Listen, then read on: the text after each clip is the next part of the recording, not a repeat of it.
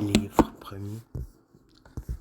L'univers et les systèmes, mère de la nature, aïeul des Romains, ou Vénus, volupté des dieux et des humains, du peuple, sous la voûte où glissent les étoiles, la terre aux fruits sans ombre et l'onde aux mille voiles. C'est par toi que tout vit, c'est par toi que l'amour conçoit ce qui s'éveille à la splendeur du jour. Tu parais, le vent tombe emportant les nuages, la mer se fait riante, à tes pieds les rivages offrent des lits de fleurs suaves, et les cieux ruissellent inondés d'un calme radieux, à peine du printemps la face épanouie, par la brise amoureuse éclate réjouie. Les oiseaux tout d'abord chantent, frappés au cœur, ta venue, ô déesse, et ton assaut vainqueur. Puis les troupeaux charmés dans les joyeuses plaines bondissent, tant d'ivresse a coulé dans leurs veines.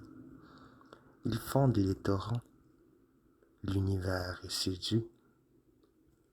Le monde vivant court où ta loi le conduit. Partout, au sein des mers, des fleuves, des montagnes, sous les bois pleins d'oiseaux, dans les vertes campagnes, à travers tous les cœurs secouant le désir, tu fécondes l'hymen par l'attrait du plaisir.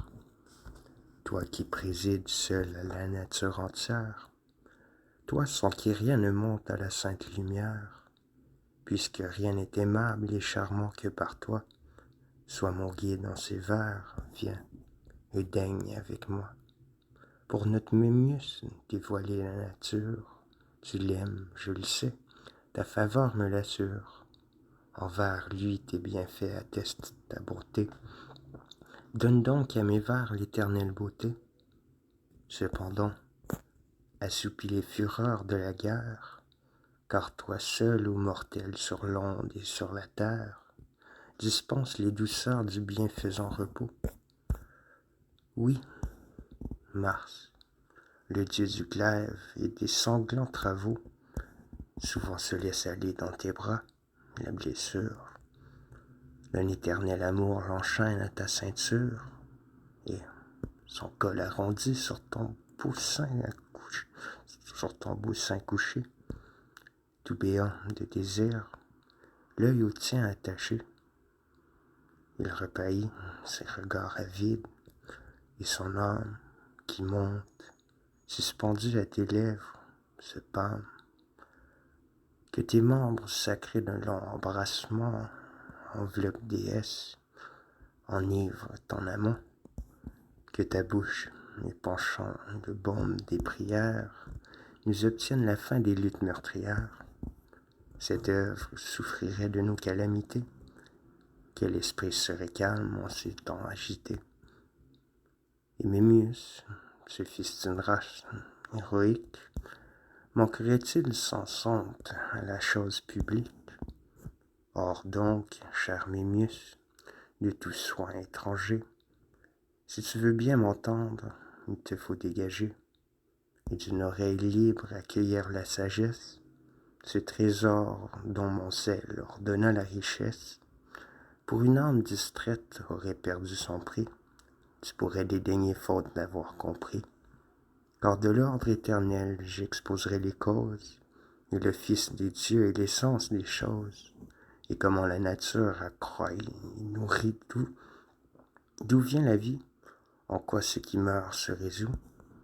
Tu devras retenir le sens de quelques termes, la matière, les corps primordiaux, les germes, que l'on nomme éléments premiers, parce qu'ils sont, de tous les autres corps, le principe et le fond. Quant aux dieux, hors du monde et des choses humaines, la loi de leur nature isole leur domaine. Dans la suprême paix de l'immortalité, tout péril n'est absent de leur félicité. Satisfaits de leurs biens, ils n'en cherchent pas d'autres, et, libres de tout mot, ils ignorent les nôtres. ni vice, ni vertu, ni pitié, ni courroux. Non de prise sur eux, ils sont trop loin de nous.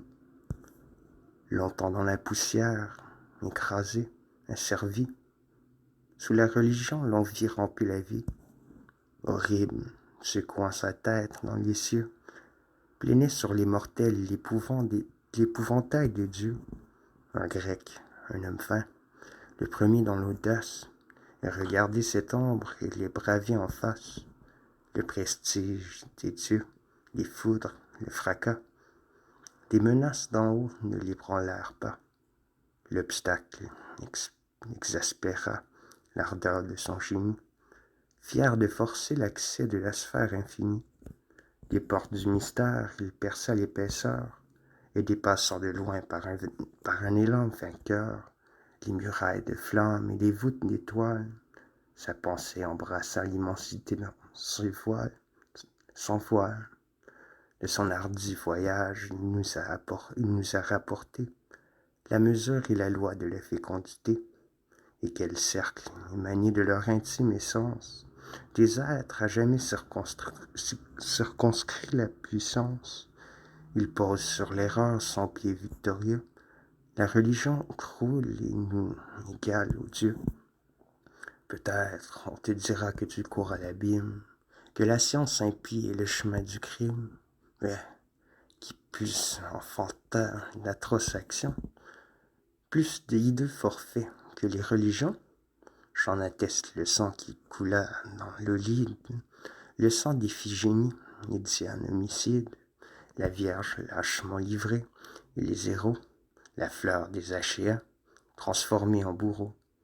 Le funèbre bandeau sur ce front pur se noue, la laine en bout égaux se répand sur la joue. Un père est là, debout, morne devant l'autel. Les prêtres, près de lui, cachent le fer mortel. La foule pleure, émue à l'aspect du supplice. La victime a compris l'horrible sacrifice. Elle tombe à genoux, sans couleur et sans voix. Ah, que lui sert alors d'avoir au roi des rois la première donnée le nom sacré de père?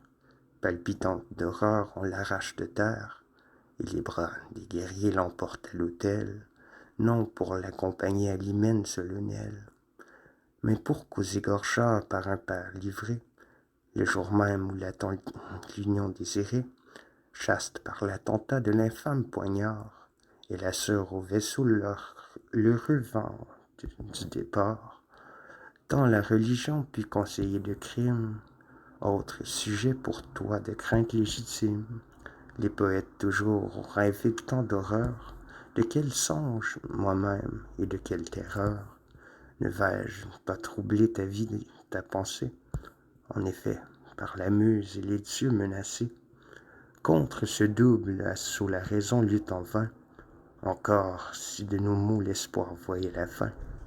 Mais nul terme ne s'offre aux souffrances humaines, dès que la mort y joint l'éternité des peines. Nul répit, nul refuge à l'esprit inquiet. La nature de l'âme est pour l'homme un secret. N'est-elle avec le corps, ou dans notre substance? S'est-elle insinuée après notre naissance? Périt-elle avec nous? Échappe-t-elle au ver? Les dieux l'engouffrent-ils dans la nuit des enfers?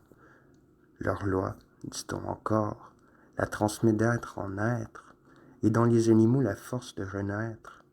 Notre Ennius l'a cru, lui qui, de l'hélicon, sur nos bords transplantant l'arbre heureux d'Apollon. Le premier des latins s'en couronna la tête, mais n'a-t-il pas aussi le glorieux poète peint en vers éternel ce noir marais des morts, où les âmes n'ont pas plus d'accès que les corps, où ne descend de nous qu'une apparence vide, on ne sait quel fantôme étrangement livide. C'est là qu'Homère, spectre au laurier toujours vert, apparut à ses yeux, versant des pleurs amers. Il lui développa la nature des choses. Donc, avant d'établir les forces et les causes par lesquelles tout naît sur la terre, et la loi qui là-haut fait marcher la lune et l'astre roi. Un problème profond tout d'abord nous réclame. Sachons ce qu'est l'esprit et sachons ce qu'est l'âme, et comment, par la fièvre ou le sommeil trompé, l'homme, plein de l'objet dont son œil fut frappé, tremble et voit en personne et touche et croit entendre les morts, ceux dont la terre a dévoré la cendre.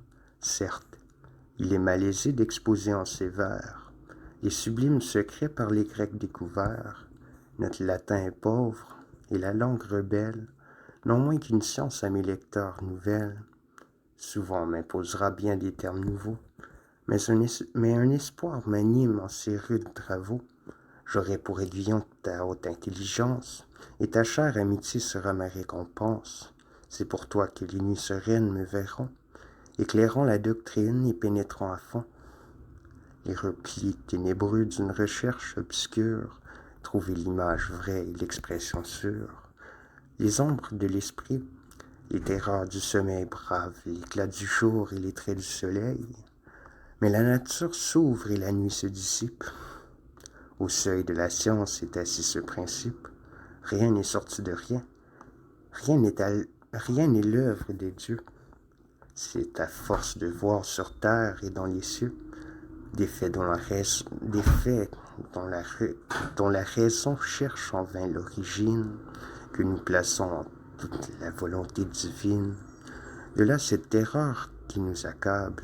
Eh bien, quand nous saurons que rien ne peut sortir de rien, nous verrons s'éclairer notre route et les choses, sans miracle et sans Dieu, nous révéler leur cause, que tout vienne de rien, tout peut venir de tout, et la loi de l'espèce son hasard se résout.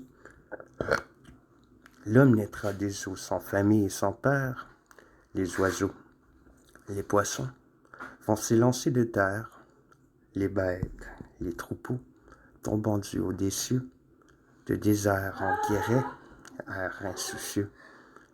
Puces d'arbres assurés de fruits toujours semblables, tout change à tout moment, comme sans germe stable.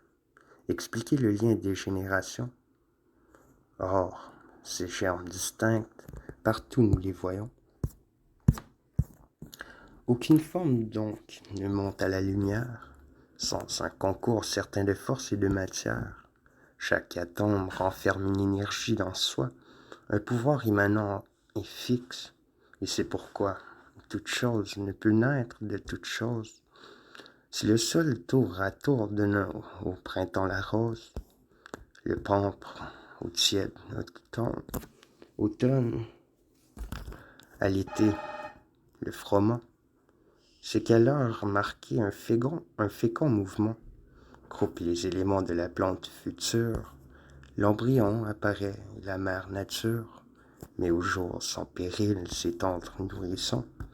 Si tout naissait de rien, que pourraient les saisons contre l'explosion soudaine des naissances? Il n'existerait plus ni germe ni substance dont la loi du milieu pût régler le concours. Le hasard du temps même annulerait le cours. Tout grandirait d'un coup, et la première enfance atteindrait brusquement la pleine adolescence, et l'arbre jaillirait de toute sa hauteur. Mais c'est ce qui n'est pas, tout croît avec lenteur, fidèle en sa croissance aux vertus de son germe. Il est donc évident que chaque être renferme ses principes, son fond propre et substantiel.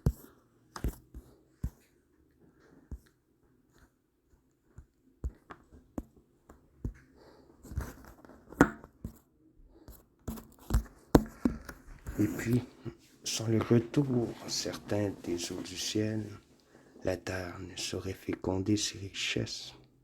Comment pourraient alors se fonder les espèces si, faute d'aliment, les vivants étaient morts? Loin donc de refuser des éléments au corps, avouons qu'il en est par milliers dans les airs, souvent commun à tous ainsi qu'aux mots les lettres. Mais c'est le seul jamais n'enfantant de géants qui puisse d'un seul franchir les océans. disperser de leurs mains les monts dans les nuages, et vivre par-delà les limites des âges. C'est donc que chaque femme a ses germes distincts, qui règlent sa croissance et bornent ses destins. Rien donc ne naît de rien, puisque rien ne commence, puisque rien ne s'accroît, sans force et sans semence. Enfin, si nos travaux fécondent l'univers, si chaque jour les champs gagnent sur les déserts, c'est que le sol contient les principes de vie que la charrue arrache à la terre asservie. Autrement, à quoi bon ce labeur obstiné? Toute chose bien mieux d'un effort spontané à la perfection atteindrait sans culture, établissant encore ceci, que la nature rend à leur élément les corps qu'elle dissout. Tout meurt, rien ne périt. Si la mort prenait tout, la forme brusquement s'en irait tout entière, sans qu'un travail, minant les groupes de matière, eût préparé leur nœud au divorce mortel. La forme est périssable et l'atome éternel. Pour que la mort détruise et décompose l'être, il faut qu'un coup le broie ou qu'un choc le pénètre. Et si le temps livrait à l'absolu néant, les débris dispersés dans son gouffre béant, où prendrait-il de quoi renouveler le monde? De quoi perpétuer ce que Vénus féconde? De quoi repaître, enfin, par un constant retour, les races que la terre appelle et rend toujours? Où le fleuve rapide et la libre fontaine puiserait-il de l'eau pour la mer toujours pleine? Et de quelle eau, de quel feu pourraient les astres se nourrir? L'âge est tout consumé, si tout pouvait mourir. Mais si, contemporain de l'immense durée, l'univers de lui-même incessamment secret, c'est que ces éléments subsistent dans la mort, donc le néant n'est pas, rien n'y rentre ou n'en sort.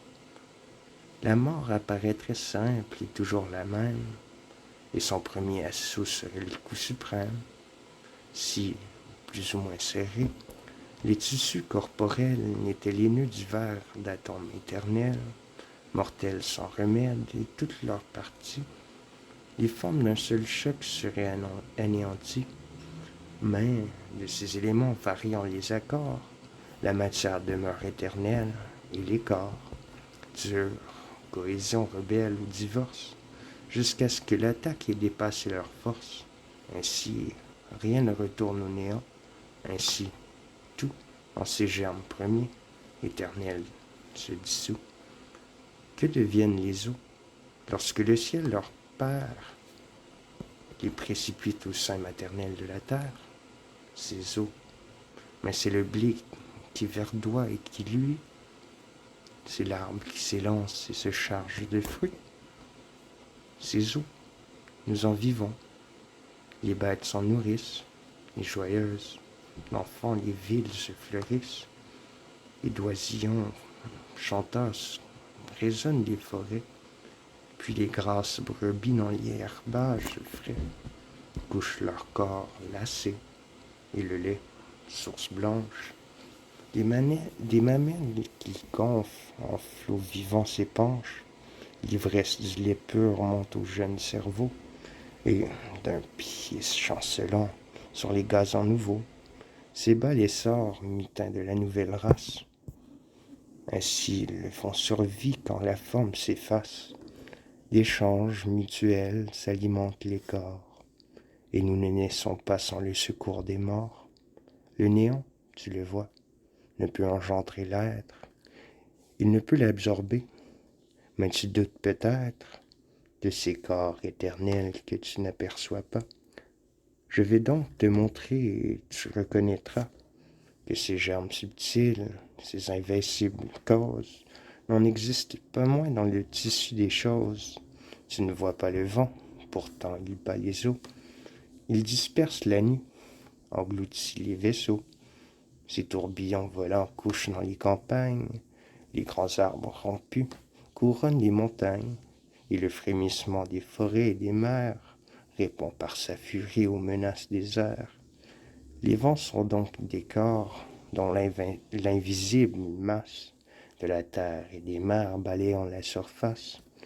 Le tourbillon soudain bouleverse les cieux, des fluides pareils au cours impétueux, des fleuves, quand les eaux qui déciment descendent, torrents soudain gonflés, dans les plaines répandent, les ruines des bois, des arbres tout entiers, quand les ponts les plus forts, vacillant sur leurs pieds, ne peuvent soutenir l'irruption des ondes, lorsque le rude assaut des roches vagabondes emporte à grand fracas les digues, abîmant au loin ce qui résiste à son acharnement.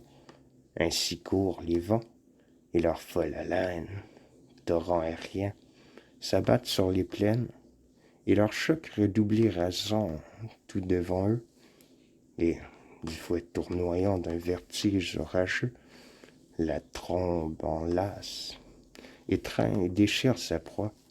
Ce sont bien là des corps, qu'importe qu'on les voit. Les quillons, dans sa marche, est pareil au torrent. L'un est un corps caché, l'autre un corps apparent. Nous sentons les parfums, mais leur corps nous échappe. Ce ne sont pas les yeux, c'est l'odorat qu'ils frappent. Est-ce que nous voyons le froid ou la chaleur et la voix? Elle n'a ni forme ni couleur, mais il faut bien qu'il soit d'essence corporelle, puisqu'une impression à nos sens les révèle. Rien, si ce n'est un corps, ne touche et n'est touché. L'onde humecte le linge au rivage attaché. Qu'on l'étende au soleil, l'eau s'est évaporée. Quel œil en a pu voir la sortie et l'entrée? Tant l'air a divisé les parcelles de l'eau. Avec l'aide du temps, le doigt use l'anneau. Et la goutte finit par entamer la pierre. Le fer tranchant s'émousse au contact de la terre. Sous un effort caché, le soc va décroissant. La dalle du chemin cède aux pieds du passant. Le Dieu que l'on salue aux portes de la ville, sur sa main voit grandir l'empreinte indélébile d'innombrables baisers qui mordent son airain. Le déchet est palpable, évident, mais le grain, tenu que chaque instant d'une forme détache, l'envieuse nature à nos regards le cache. L'encroissement subtil et régulier des corps, de l'œil le plus perçant déroute les efforts. Jamais surprendra la tombe qui délaisse les contours amoindris par la maigre vieillesse, ou bien ceux qu'au rocher pendant au bord des eaux enlève chaque jour le ciel rongeur des flots. La nature agit donc par des corps invisibles, mais tout n'est pas formé que d'éléments sensibles. Il existe du vide, et cette vérité va fixer ton esprit par le doute agité. Et, du monde à tes yeux éclairant la science, elle m'assure enfin ta pleine confiance. Il existe du vide, un libre et pur milieu, et comment supposer un mouvement sans lieu? L'office de tout corps étant la résistance, la substance tiendrait en échec la substance, si les corps ne cédaient à leur choc mutuel. Or, de la mer au mont, de la terre au ciel, nous voyons en tout sens s'agiter la matière. Le vide au mouvement peut seul donner carrière. Rien ne vivrait sans lui, car rien ne serait né. Dans l'univers stagnant par sa masse enchaînée, si compact d'ailleurs que semble un corps solide, il faut bien qu'en sa trame il admette du vide, du voie filtrer les eaux à travers le rocher. L'humidité de l'antre en larmes s'est penchée.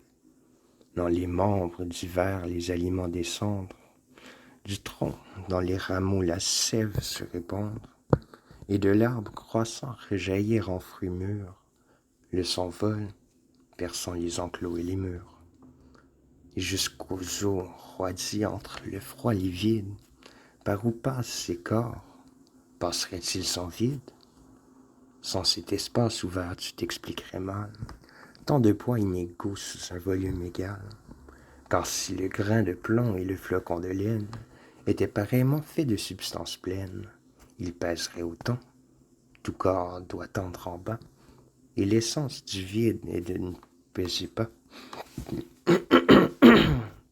Quand donc tu vois deux corps remplir le même espace, dans le moins lourd, le vide occupe plus de place. Le plus pesant est fait d'un tissu plus serré. Le vide est donc un point acquis et démontré.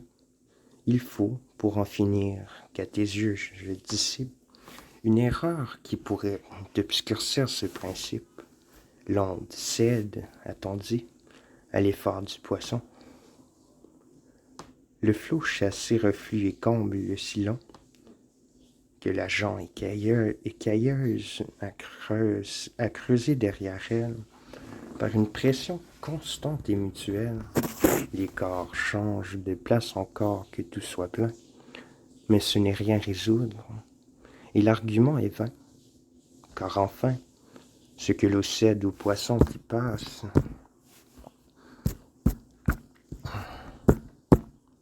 et le poisson à l'eau qui s'enfuit, c'est l'espace. Sans lui leur double essor et d'avance arrêté, sans lui, tout corps languit dans l'immobilité. Oui, le vide est partout présent dans la substance. C'est le point de départ où l'action commence. Quand deux plans adhérents sont brusquement du joint, avant que l'air entre eux ait rempli tous les points, un vide se produit, si largement qu'abonde l'afflux accéléré de l'air, l'onde suit l'onde, gagnant un lieu d'abord, puis un autre, puis tout. L'air n'a donc pas comblé tout l'espace d'un coup. Devant les corps des plans, dit-on, l'air se contracte. Pour moi, je vois un vide où fut un corps compact. Ce que je voyais vide et plein. L'air est subtil, mais peut-il se réduire ainsi? Mais le peut-il? Pour qu'il rentre en lui-même à ce point resserre ses flots épars. Le vide encore est nécessaire. Allons, il faut se rendre, et, sans plus de détours, confesser que le vide est partout et toujours. Je pourrais alléguer maintes preuves nouvelles, si j'avais à forcer une foi plus rebelle. Te voilà sur la trace, et ta sagacité, sans effort, marchera droit à la vérité. Tel, une fois lancé sur une piste sûre, les chiens aux flairs subtils sous l'épaisse ramure surprennent les abris des bêtes des forêts. Ainsi, de proche en proche, on leur gîte secret. Toi-même, au fond des nuits te glissant vers les causes, tu traîneras au jour le mystère des choses. Que si tu faiblissais, si d'un pas seulement tu déviais, alors j'en puisse faire serment. De ma lèvre en doux chant coulerait comme un fleuve la source inépuisable où mon esprit s'abreuve, et la vieillesse froide envahira mon corps, et de la vie en moi se rompra les ressorts. Avant qu'ait de mon cœur passé dans tes oreilles ce trésor d'arguments amassés par mes veilles. Reprenons. La nature a donc deux éléments, les corps, groupe doué de divers mouvements, et le vide, le lieu des corps et leur carrière. Le simple sens commun affirme la matière, que si nous recusons le témoin et le fait, plus de fond, plus de causes où rattacher les faits. La raison a perdu son principe et son guide. D'autre part, sans milieu, sans espace, sans vide, où pourraient se tenir et se mouvoir les corps. De ces deux grands agents, je t'ai dit les rapports. En vain concevrait-on une troisième essence, exempte de tout vide et de toute substance. Rien n'existe sans forme ou sans dimension, si faible sur l'essence que soit l'impression. L'objet en est matière et tout espace ou l'être sans obstacle palpable, impunément pénètre. C'est le vide, ainsi tout, ou bien doit se mouvoir, sinon par un effet de son propre pouvoir, ou bien nos mouvements doivent servir de carrière, au moins sous l'action de quelque autre matière, ou bien nos mouvements doivent servir de carrière. Or, puisque l'action et les chocs mutuels n'appartiennent jamais qu'au corps substantiel, puisque l'espace ouvert ne peut être que vide, rien n'existe en dehors du vide et du solide. Nulle réalité qui puisse en aucun temps donner prise à l'esprit ou tomber sous l'essence. Nous n'admettrons donc pas de troisième nature. Tout ce qu'on rangerait dans cette classe obscure se relie aisément aux deux premiers états, soit comme qualité, soit comme résultat.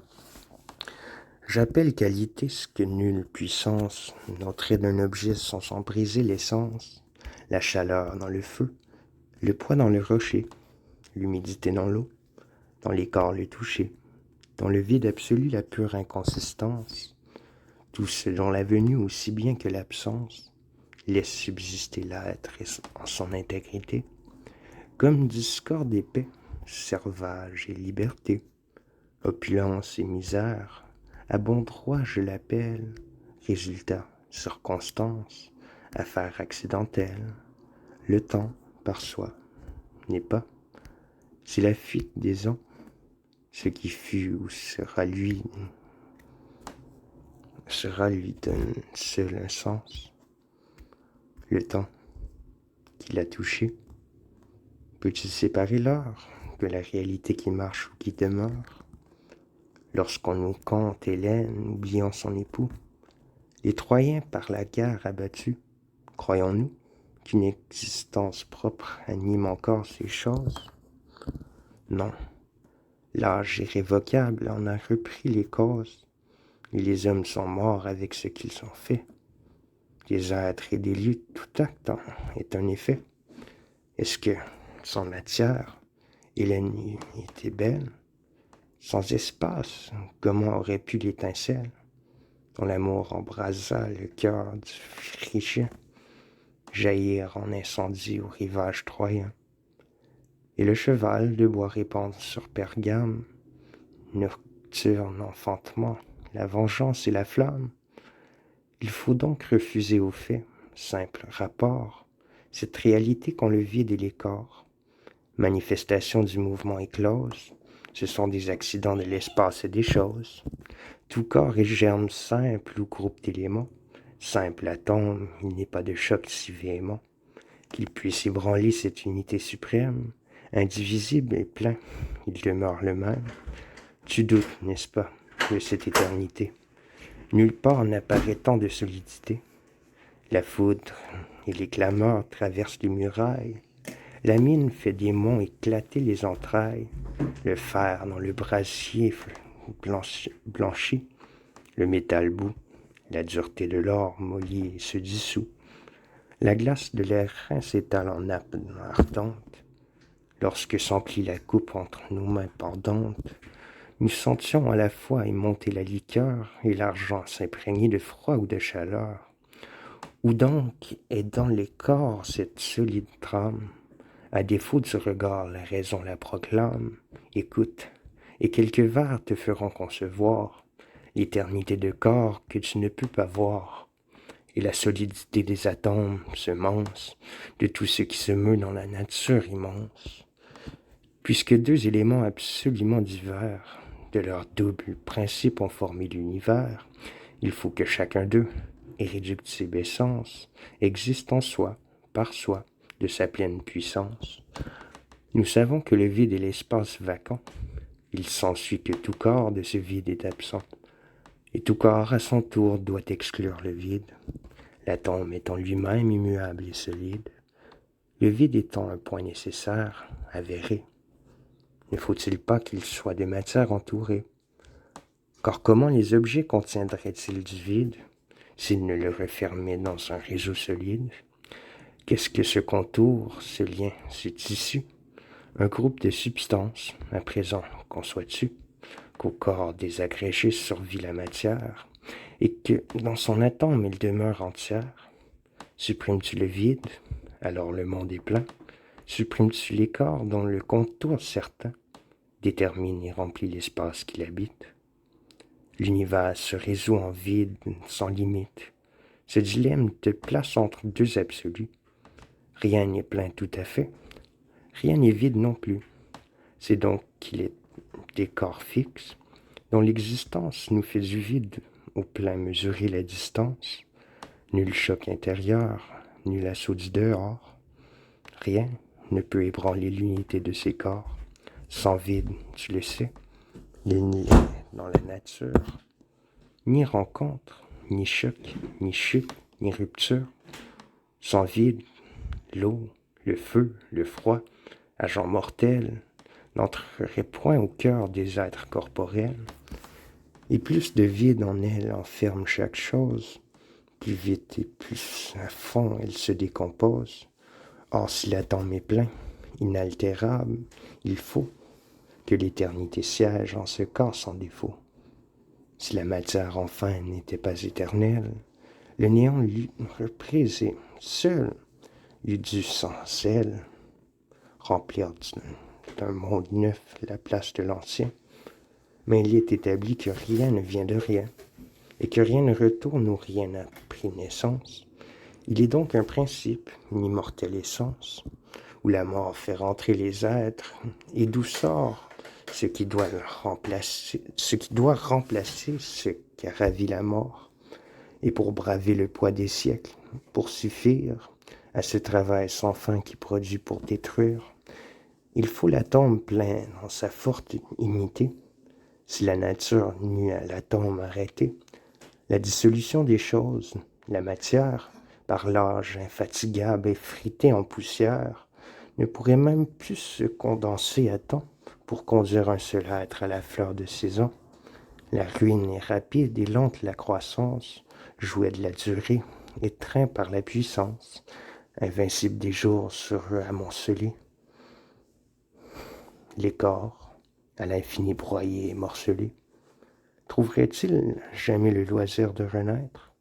Or, ne voyons-nous pas la mort réparer l'être, et toute forme atteindre à sa maturité? Le morcellement donc s'arrête à l'unité. Mais comment obtenir de germes si solides la molle expansion des substances fluides, la terre, l'onde, l'air, la vapeur et le feu? Par le concours du vide, universel milieu. Si l'atome, au contraire, est de molle nature, d'où vient que le fer tranche et que la roche est dure? L'univers tout entier, miné profondément, va manquer par la base et par son fondement. Les principes sont donc immuables et fermes, et c'est la densité plus compacte des germes qui donne la vigueur à leur création.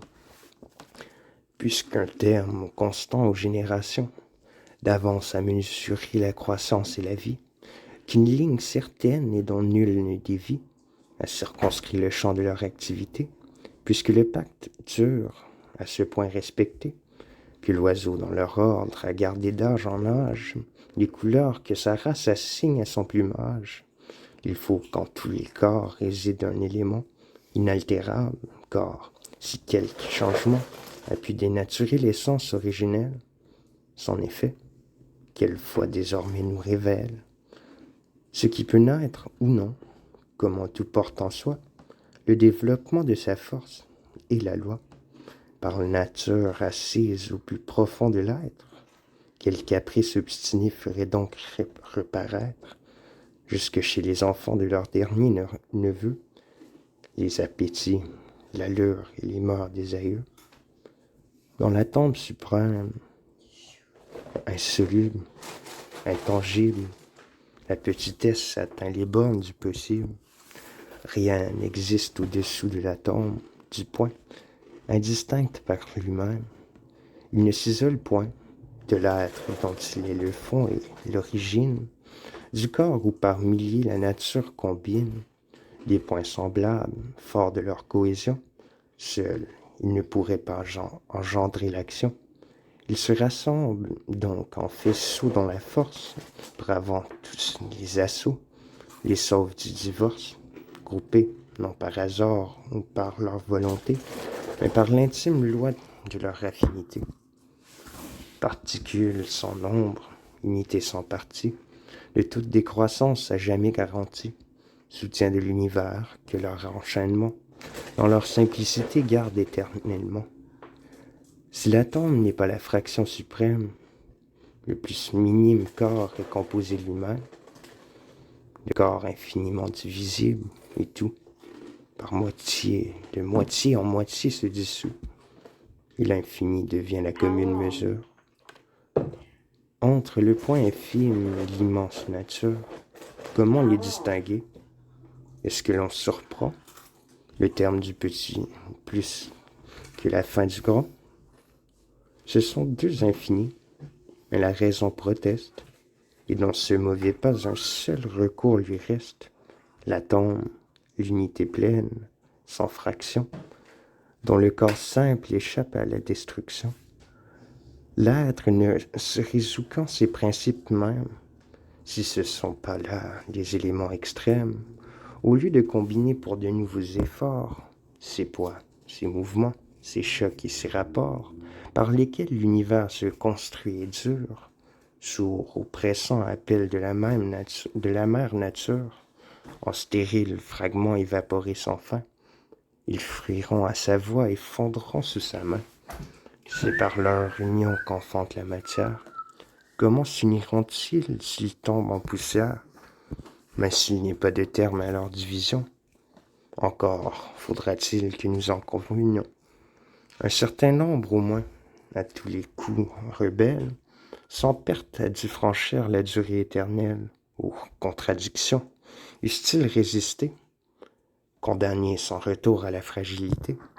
Aurait-il pu survivre aux assauts innombrables, au long acharnement des ans irréparables? Ils sont donc loin du vrai, ceux qui, peu conséquents, veulent que le feu seul échappe au coup du temps, et que toute matière au seul feu soit réduite. Ils marchent au combat sous leur maître Héraclite, esprit qui doit son lustre à son obscurité, et moins cher aux penseurs épris de vérité qu'à ces cerveaux légers, niaisement avides, de secrets entrevus sous des emphases vides, dont l'oreille flattée enivre la raison, en qui tiennent pour vrai ce que part un beau son. Est-il, je le demande, à croire que la flamme de tant de corps divers seule ait fourni la trame? Si tous ces éléments sont de même valeur, que produirait le feu? Que produira le feu? Plus ou moins de chaleur, selon qu'il se condense ou qu'il se raréfie. On n'en obtiendra rien de plus, et je défie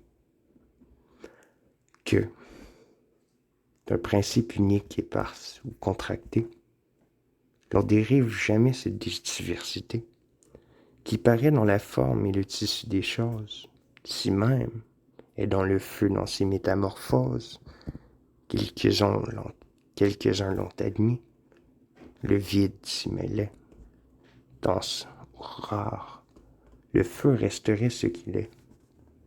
Bannissent-ils le vide à leur cause inutile? Ils ressemblent à ceux dont l'adresse stérile évite une montée et perd le droit chemin. Devant ceux qui les gênent, ils reculent enfin, ne s'apercevant pas que l'absence du vide ferait de tous les corps une masse solide, impuissante à lancer, comme fait l'astre aux cieux, des gerbes de chaleur et de jours radieux. Rien ne peut, tu le sais, rayonner sans espace. Dira-t-on que le feu s'éteint quand il s'amasse? Quand ses contractions, il change incessamment? Vaine subtilité, le refroidissement. En tuant la chaleur, détruirait le feu même, c'est-à-dire leur germe et leur force suprême, et tout ne pourrait plus renaître que de rien. Chaque être a son emploi fixe qui sort du sein. n'est plus lui, n'est plus lui-même, sien, n'est plus lui-même. Il meurt de sa métamorphose. Si donc tu ne veux pas que du néant éclose ce multiple univers, il faut qu'à toute mort survive un fondement inaltérable et fort. Puis donc qu'il ait des corps que nul pouvoir n'altère, où subsiste à jamais le même caractère, dont l'approche, les corps, la disposition, font et défont les corps nés de leur union. Le feu n'en doit pas seul constituer l'essence, qu'importerait alors la présence ou l'absence de germes tous pareils. Ils changeraient de lieu, mais ils ne perdraient pas le principe du feu. Engendré par le feu, tout ceindrait de la flamme. Voici la vérité que le bon sens proclame. Il est des corps premiers, base des autres corps, leur forme, leur concours, leur ordre, leur rapport. Manifestent la flamme ou la font disparaître, mais ils ne sont ni feu, ni rien qui puisse émettre d'image corporelle accessible à nos sens. Dire que tout est feu, que, seul partout présent, les éléments ignés sont l'unique substance, c'est de l'insanité, quoi qu'Héraclite en pense, tournant compte les sens leur propre autorité. Il fausse l'instrument de toute vérité. C'est par eux que la flamme à ses yeux se révèle. Là-dessus leur science est donc seule et réelle. Ils connaissent la flamme, et sur tout autre point, tout aussi clair pourtant, on ne les croirait point. Est-ce assez de démence? Et quel secours nous reste? Qui distingue le vrai du faux, si l'on conteste le jugement des sens, dès lors nier le feu, ou le conserver seul, cela coûte aussi peu. Dire que, hors le feu, tout est sans existence, ou qu'il n'existe pas de feu dans la substance, ce n'est ni plus ni moins insensé. C'est pourquoi ceux-là de l'univers n'ont pas compris la loi, qui, par un vain abus de la métamorphose, d'un élément unique ont tiré toute chose, soit qu'il donne au feu le pouvoir créateur, soit qu'il trouve dans l'air le souverain moteur, soit qu'il fasse de l'eau l'universelle mère, ou que pour eux le monde émane de la terre. D'autres, moins exclusifs et non moins hasardeux, en couple producteur ont uni deux à deux, la flamme avec le souffle et le sol avec l'onde, où des quatre éléments ils font naître le monde. Ces derniers ont pour chef un illustre penseur, le sage d'Agrégente, Empédocle, l'honneur. De l'île au triple flanc, dont les replis sans nombre font des flots d'Ionie écumer l'azur sombre. Un des trois furieux a rompu le lien qui rattachait la rive au sol italien. Là se creuse Charybde, ici l'Etna fermente, et les jets conjurés de sa lave fumante menacent de cracher dans un nouvel assaut. Leur foudre souterraine au tonnerre d'en haut. On célèbre à bon droit l'île triangulaire, elle a ses gouffres noirs, son volcan qui l'éclaire, et les riches en moissons, en peuple, en trésors, mais rien de plus fameux n'a paru sur ses bords, de plus grand, de plus cher que cet homme, dont l'âme éclate en chant divin et fièrement proclame ses intuitions sublimes, homme tel qu'à peine on peut le croire issu de sang mortel. Ce maître, et tous ceux qui dans son ombre cheminent, de front inférieur que sa tête domine, ces merveilleux devins, ces initiateurs, en vain du sanctuaire enfermés dans leur cœur, ils ont tiré pour nous plus de réponses justes qu'ils n'en sortit jamais de ces trépieds augustes, où la pitié écume à l'ombre des lauriers. Leur génie échoua sur les germes premiers. Ces vainqueurs d'Apollon n'ont pas compris le monde. Et grands, ils sont tombés d'une chute profonde. Sans vide, ils ont voulu fonder le mouvement. C'est leur première erreur, car, sans vide, comment concevoir les corps mous à trame vacillante? Air, eau, flamme, soleil, terre, animal ou plante? Puis, refusant à l'être un minimum certain, ils livrent la nature aux fractions sans fin. Or, il est évident que la limite extrême où s'arrêtent nos sens est l'atome lui-même. C'est là le minimum de l'être, et je conclus que l'atome est ce point qu'on ne discerne plus. Ajoute qu'aux objets, il donne pour principe des éléments poreux et dont la mort dissipe, anéantit la masse et l'essence, si bien que l'univers bientôt doit retourner à rien. Et c'est de rien qu'il faut que la nature émane. Ce sont là deux erreurs que la raison condamne. Tous ces corps ennemis, l'un à l'autre poison, ne pourraient accepter nulle combinaison.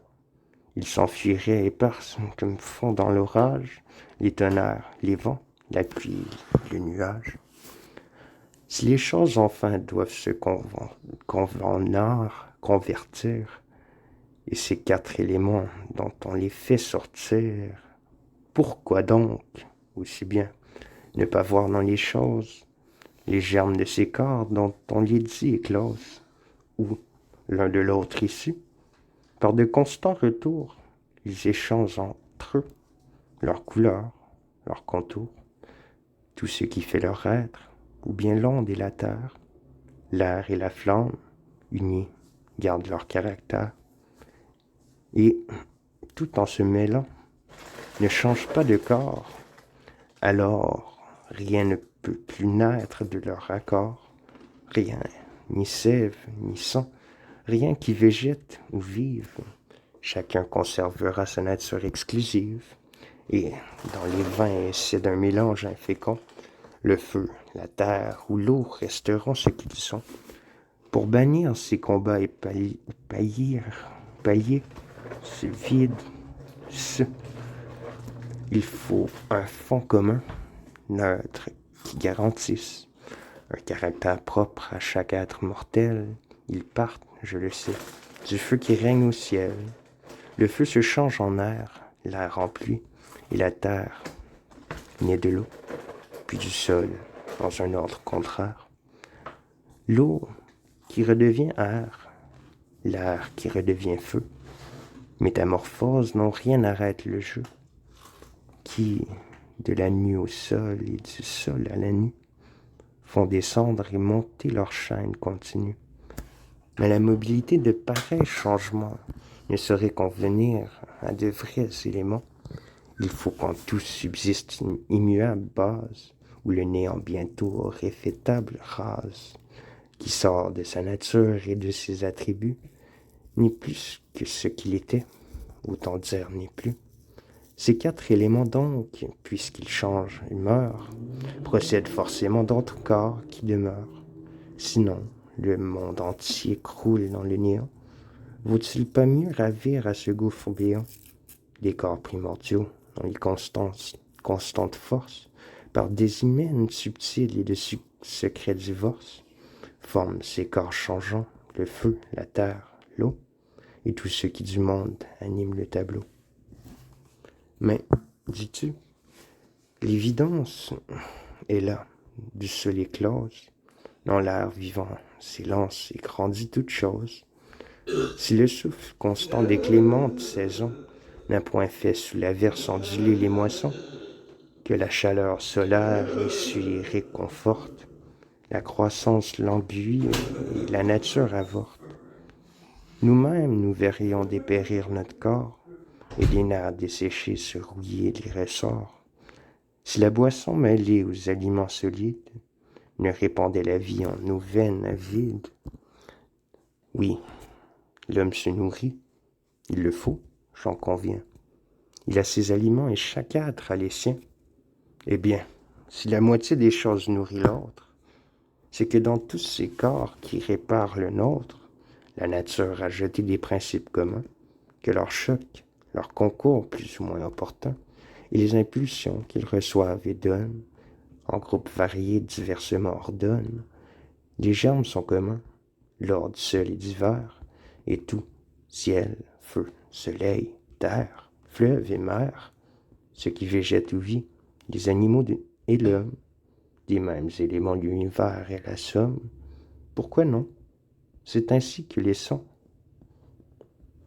dans mes vers, communs à plusieurs mots, forment des mots divers, et les groupes changeant de fin, lettres pareilles, frappent de sens nouveaux les yeux et les oreilles. De leur combinaison si grand est le pouvoir. Vois donc si la nature, immense réservoir, plus riche encore, premier que nos langues en lettres, n'a pas de quoi suffire à l'infini des êtres. Anaxagore, enfin, qu'il nous faut aborder, sur l'homérie, voulut tout fonder. Non grec, qu'en notre langue aucun mot ne peut rendre, mais système explicable et que tu vas comprendre. Il enseigne qu'un os est fait de petits os, que des gouttes de sang du sang forment les flots, qu'un viscère est construit de minimes viscères, que la terre consiste en plus petite terre, que l'or est un faisceau de molécules d'or, que de germes ignés la flamme prend l'essor, et l'eau d'atomes d'eau, qu'ainsi, dans toute chose, l'ensemble est identique à ce qui le compose. Il refuse le vide au corps en action, et n'admet point de terme à leur division. Double erreur bien connue et 20 fois démontrée, de tels germes n'auraient ni force ni durée. S'ils sont pareils au corps, ils ne sont rien de plus, comme eux à la ruine, au trépas dévolu. Fuiront-ils, sous la dent de la mort implacable, l'assaut qui les poursuit, le choc qui les accable? Qui d'entre eux du combat sortira triomphant? Est-ce la terre ou l'eau, les eaux, ou bien le sang? Ni l'un ni l'autre. En eux rien d'immortel ne brave la manifeste loi dont tout être est esclave. Le néant les attend et va les engloutir. Le néant? Rien n'y rentre, et rien n'en peut sortir. S'il est un point acquis, c'est celui-là, je pense. Puisque la nourriture accroît notre substance, il faut que d'éléments étrangers, c'est trop clair, se forment notre sang, nos os et notre chair. Or, si chaque aliment, liquide ou sec, renferme des globules de sang et des veines en germe, des fragments d'eau, de nerfs et de chair mélangés, il faut qu'il soit issu d'éléments étrangers. Si tout ce qui produit la terre existe en elle, il faut qu'elle en soit faite, il faut qu'elle recèle. Étrangère à ses corps, tous ces corps étrangers, mettons qu'à l'infini les termes soient changés. Prenons le bois est feu, cendre, fumée, d'éléments étrangers, sa trame est donc formée. Ou lui-même est pour eux un principe étranger. La réponse est la même et ne peut point changer. Reste un échappatoire où fuit Anaxagore, refuge spécieux où je l'attends encore. Tout, dit-il, est dans tout. Mais notre œil ne surprend que ce qui se rabote et brille au premier rang, ce qui s'impose à lui par la force et le nombre. Les autres éléments se dérobent dans l'ombre.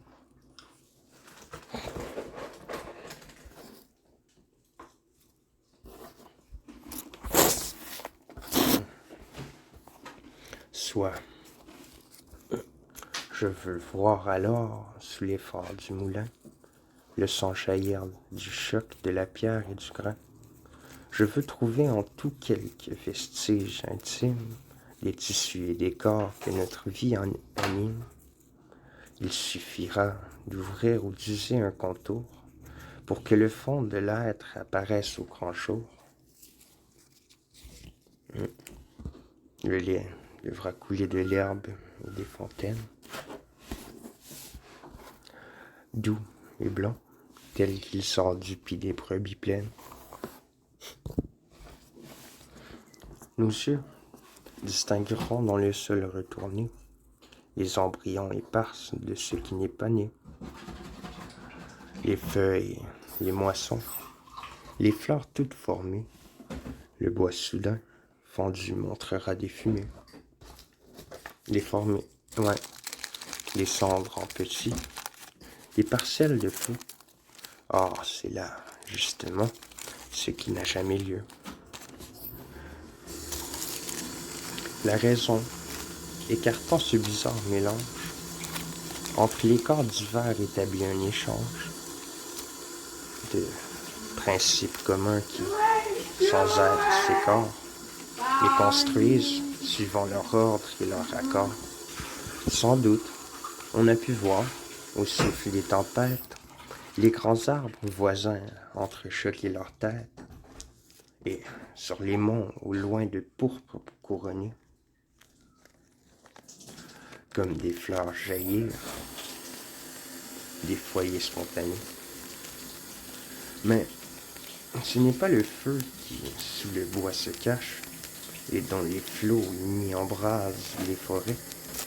Si, dans le bois, couvaient tant de bûchers secrets, quelle écorce eût dompté leur fureur délétère.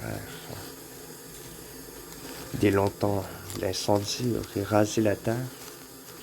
Avais-je fait la part trop large à l'ordre, au lieu, au mouvement transmis et reçu, dont le jeu, à la même matière autrement combinée, donne l'aspect ligneux ou l'apparence signée?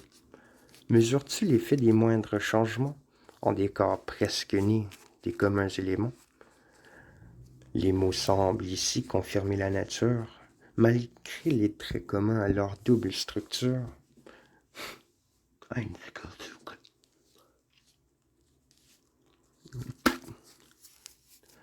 Nous ne confondons pas ligneux avec igné.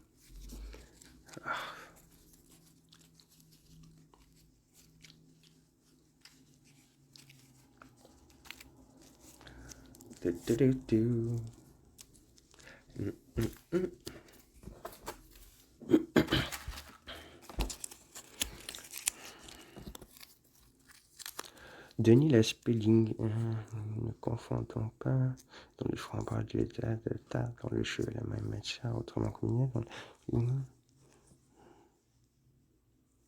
Ok. Si, contre l'évidence, en l'erreur obstinée, tu veux, assimilant le principe à la chose, confondre les objets qui les composent, sans effet, à jamais des corps primordiaux, je crois voir la nature entrer dans le chaos, et mêler au hasard sur sa face en délire l'amertume des pleurs au tremblement du rire. En marche, maintenant, et puissent les leçons éclairer pour toi l'ombre où nous nous enfonçons. Il faudra, je le sais, disputer la victoire, mais, frappant ma poitrine, un grand espoir de gloire de son.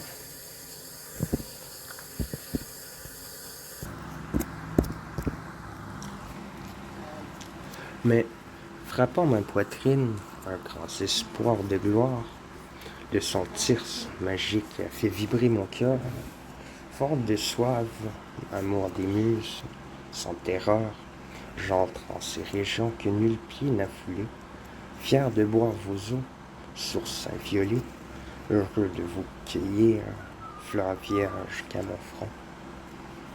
Je le sens, je le veux, les muses suspendront, fleurs dont nul avant moi n'a couronné sa tête, digne prix des labeurs du sage et du poète, qui, des religions présents dans les derniers nœuds, sur tant de nuits épanche un jour si lumineux. Et quoi nous blâmera? Et qui nous blâmera, si par la poésie, tout ce que nous touchons est frotté d'ambroisie? Je suis le médecin qui présente à l'enfant quelques breuvages amers qu'il faut boire pourtant, les bords du vase enduits d'un miel qui les parfume.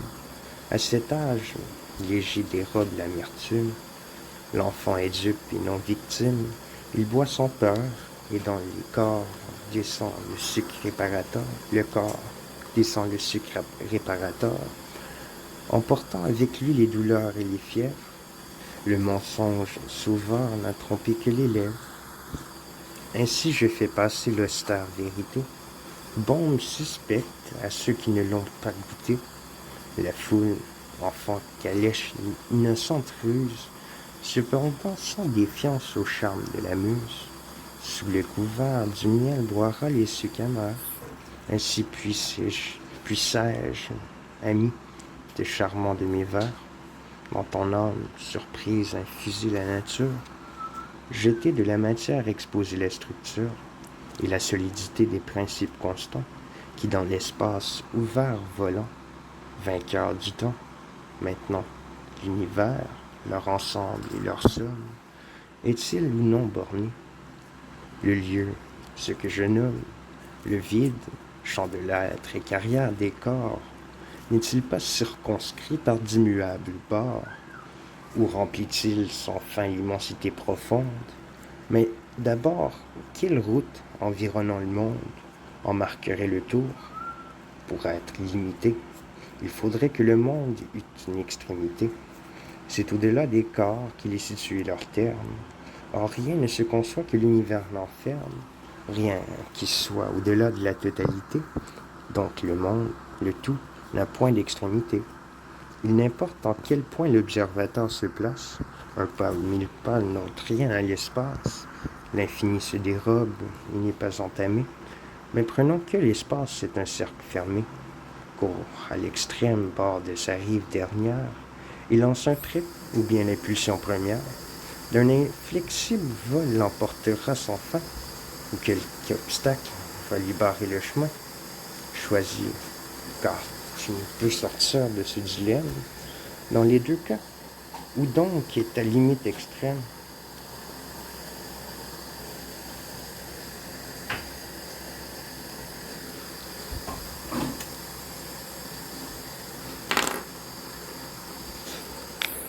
Que ta flèche rencontre un obstacle au début, ou bien qu'elle passe outre et vole jusqu'au but. La fin que tu cherchais t'échappera de même. Va, place où tu voudras le rivage suprême. Je te suis, tire encore, tu tireras en vain. Toujours devant le trait reculera la fin. Et c'est une retraite infinie où la fuite, sans cesse, accroît le champ ouvert à la poursuite.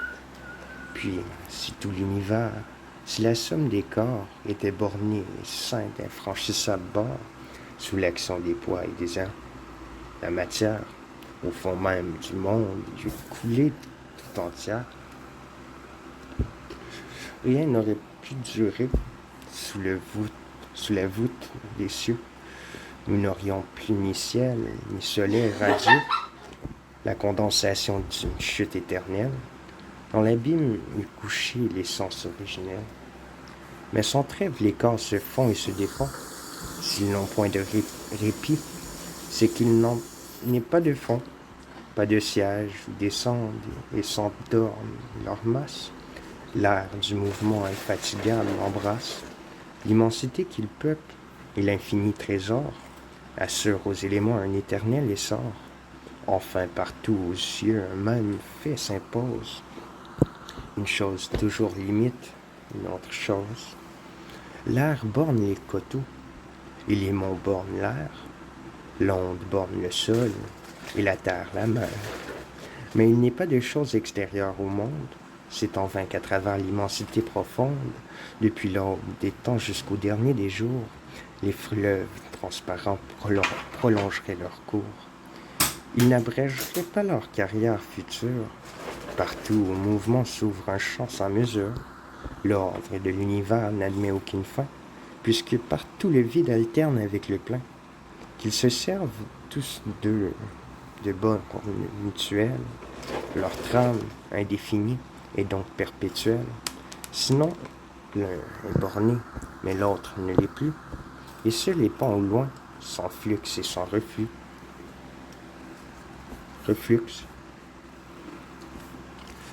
Son essence infinie, unique et solitaire, ni le ciel éclatant, ni la mer, ni la terre ne pourraient échapper toute une heure au néant, pêle-mêle emporté à l'abîme béant.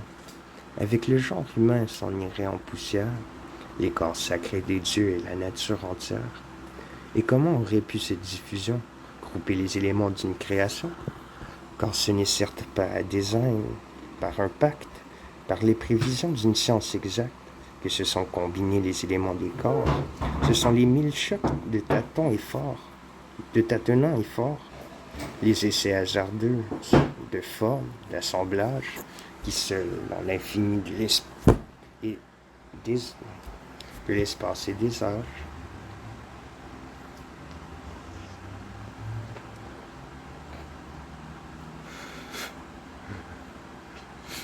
Constituèrent l'ordre où naquit l'univers. Puis, une fois jeté en ces moules divers, une longue habitude maintint la nature, à la mer toujours pleine, ainsi le fleuve assure l'intarissable flux de renaissante eau. Ainsi, du sol couvé de rayons toujours chauds, s'épanouit la vie en sa fleur toujours neuve. Ainsi de feu constant notre soleil s'abreuve. Quelle chose pourrait lutter contre la mort, si, du fond de l'espace, un éternel renfort leur réparait la brèche ouverte dans leur structure? Aux animaux, à l'homme, ôte la nourriture. Tu vois tomber leur force et fléchir leur contour. Ainsi, dès que, fuyant sans esprit de retour, la matière a cessé de renouveler l'être, tout bloc doit se dissoudre et partant disparaître. Quel obstacle opposé à la dispersion? Ces chocs extérieurs qui, par leur action, tantôt à coups pressés, forcent un corps d'attendre l'afflux des éléments qu'un autre va lui rendre. Tantôt, faisant d'un groupe éclater les liens, l'ouvre aux germes neufs et donne aux anciens. Avec la liberté, le temps de faire leur chaîne, ne suppose-t-il pas une immensité pleine et des trésors sans bornes, incessamment ouverts au renouvellement de l'immense univers? Il faut t'armer ici contre une erreur dernière. Ne va pas, mais mieux croire que la matière tende vers un milieu, que, sans choc du dehors, sans écart vers le haut ou le bas, ce grand corps se maintient appuyé sur un centre suprême. Ainsi donc, sous le sol, montant contre leur poids, des êtres suspendus, comme dans l'eau, tu vois, flotter sous les objets, leur image pendante, reposerait liés d'une force ascendante. Sous la terre, dit-on, marche la tête en bas, des vivants comme nous et qui ne tombent pas. Vers le ciel qui s'ouvre, pareil aux lampes, on ne descend pas plus qu'on ne vole vers l'autre. Leur nuit et notre jour, des échanges constants, d'eux à nous font tourner le visage du temps. Quand leur vient le soleil et les étoiles nous luisent, rêve que tout cela, vision nous conduise. Les premiers pas qu'on risque à côté du chemin. Il n'y a pas de milieu dans le vide sans fin, mais prenons qu'il existe, à quoi bon? Quelle cause, près ou loin de ce centre, aurait fixé les choses? Qu'est-ce que l'infini? Le lieu de l'univers? Les poids, les mouvements circulent au travers. Au centre comme ailleurs, l'espace reste libre. Quel point pourrait forcer les corps à l'équilibre et les soustraire au poids, leur souverain moteur? Non, le vide partout cède à la pesanteur. Partout les pressions mesurent sa retraite. Je ne vois nulle part l'attraction secrète qui fait tout converger vers un milieu fatal. Aussi les inventeurs de ce charme central en ont-ils limité l'influence à la terre, à l'eau des océans et des monts, à la pierre, au corps dense, enfin ce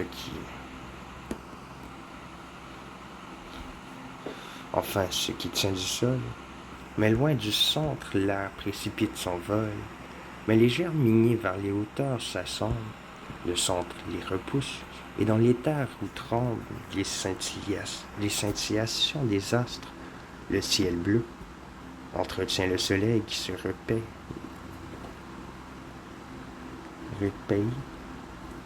de feu.